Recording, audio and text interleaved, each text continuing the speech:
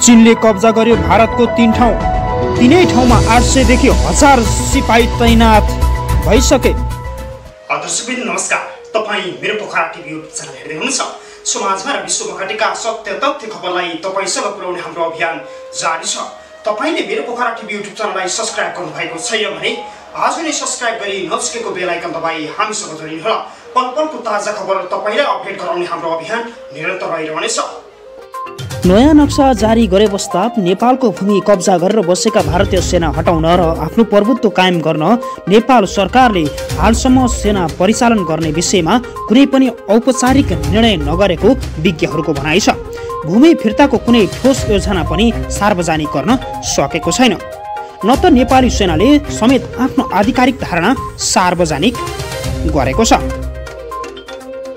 कुनै देशले अरूको भूमि कब्जा गर्न सेना परिचालन गर्छन् भने हाम्रो देशले आफ्नो भूमि फिर्ता गर्न किन सेना परिचालन गर्न सकेको छैन?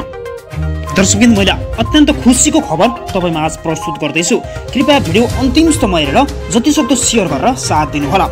नेपालको हजारौं सिमाना सार्दै बाटो, पुल, सडक आदि निर्माण गर्दै आएको भारतीय हेपाहा छिमेकीलाई चीनले वर्षौंदेखि पेल्दै आएको बेला कोरोना महामारीकै बीचमा अहिले भारत र चीनको सीमा क्षेत्र लद्दाख स्थित दुई देशको सिमाना बीच तीव्र तनाव बढिरहेको छ।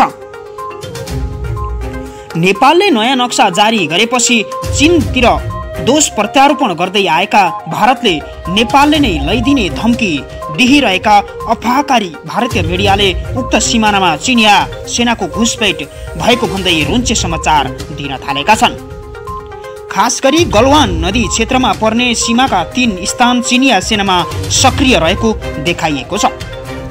उक्त तनावका बीच भारतीय सेना प्रमुख MM नारभाना यही शुक्रबारदेखि पूर्वी लद्दाख स्थित सिमानाको अवस्था बुझ्न भन्दै लेह क्षेत्र अवतरण गरेका छन्।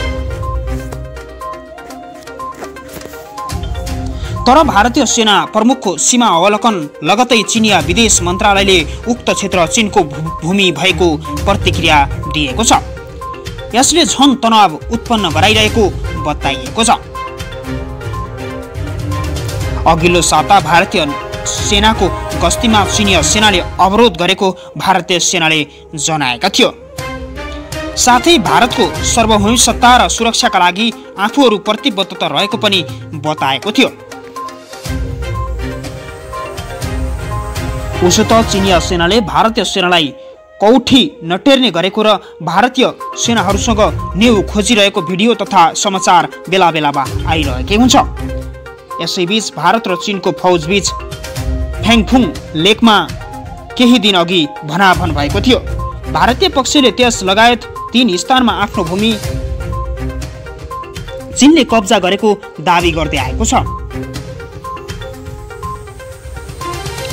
चीनिया सिपाहीहरूले सीमा क्षेत्र नै पार गरी भारतीय भूमिमा बस्न थालेको बताइएको छ। जहाँ तीनै स्थानमा 800 देखि 1000 चीनिया सिपाही तैनात भएको र चीनिया सेनाले भारतीय भूमिमा प्रवेश गरेको स्रोतले जनाएको छ। उक्त ठाउँमा नेपाली गोर्खापटन छ कि छैन भने त्यो भने खुकुलो भएको छैन।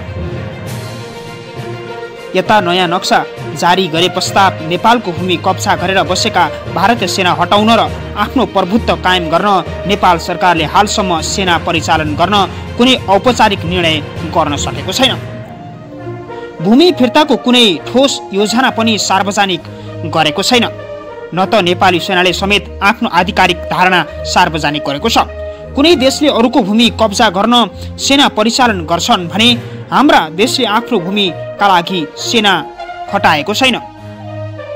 जानकारहरूका अनुसार भारतसँग परिणाममुखी वार्ता गर्नका लागि सरकारले पहिला आफ्नो मसान्तरसम्म सैन्य उपस्थिति जनाउन आवश्यक रहेको सुझाव दिँदै आएको छ।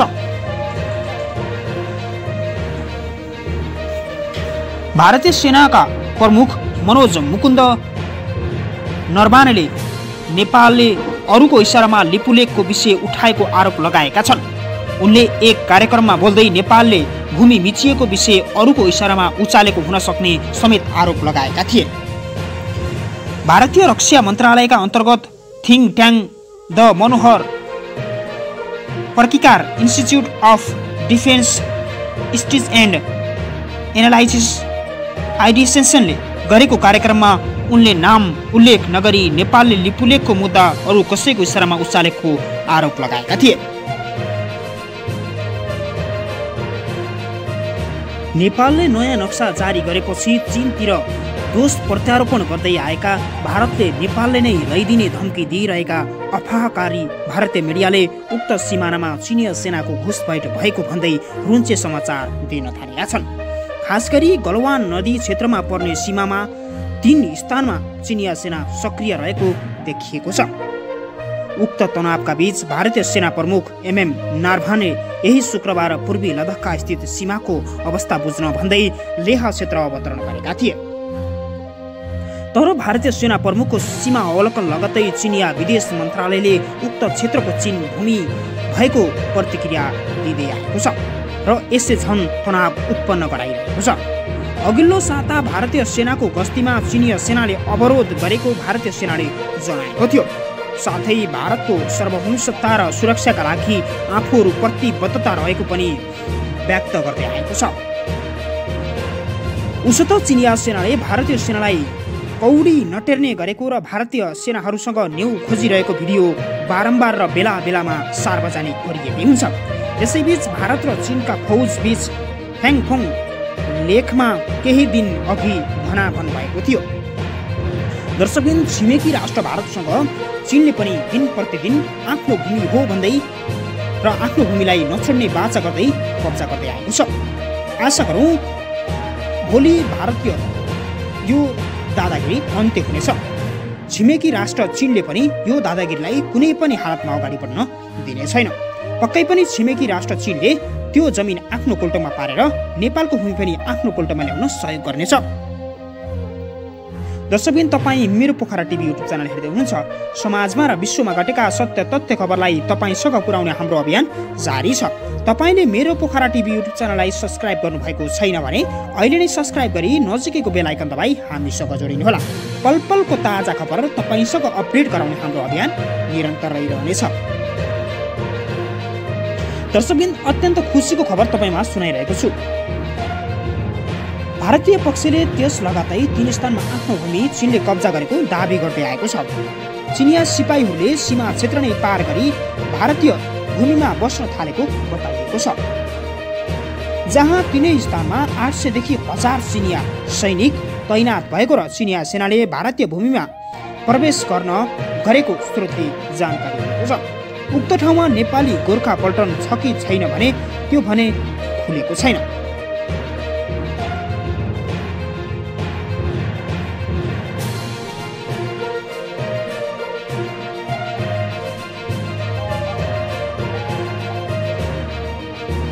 यता नयाँ नक्सा जारी गरे पश्चात नेपालको भूमि कब्जा गरेर बसेका भारतीय सेना हटाउन भने आफ्नो प्रभुत्व कायम गर्न नेपाल सरकारले हालसम्म सेना परिचालन गर्न कुनै औपचारिक निर्णय गर्न नसकेको बताइएको छ।